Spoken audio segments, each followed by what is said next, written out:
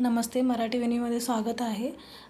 आज मी कैरीचं लोणचं दाखवते आहे. त्यासाठी कैऱ्या धुवून स्वच्छ त्या मी बारीक करून त्या कॉटनच्या कपड्यावर सुकवून घेणार आहे तासभर. त्यानंतर त्यामध्ये हळद मीठ घालून छान मिक्स करून घ्यायचं आहे आणि त्यानंतर ते रात्रभर तसंच ठेवायचं आहे.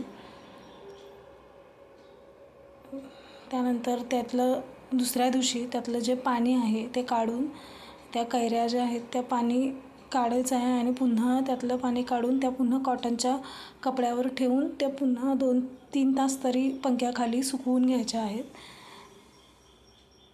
त्यानंतर आपण जो लोणच्याचा मसाला आहे तो तयार करायचा आहे. त्यासाठी मी इथे धने, जिरे आणि मोहरी थोडी भाजून घेतली आहे आणि त्यानंतर थोडं तेल तापवून घ्यायचं आहे. त्यामध्ये थोडंसं हिंग घालायचं आहे. थोडंसं तेल थंड झाल्यानंतर त्यामध्ये आपण आपलं लाल तिखट मसाला असतो तो घालायचा आहे.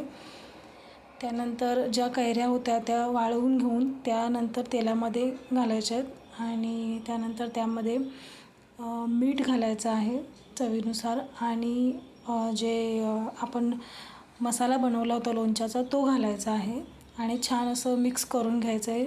तयार आहे आपलं मस्त छान कैरीचं लोणचं. तुम्ही पण करून बघा. Thank you for watching my video.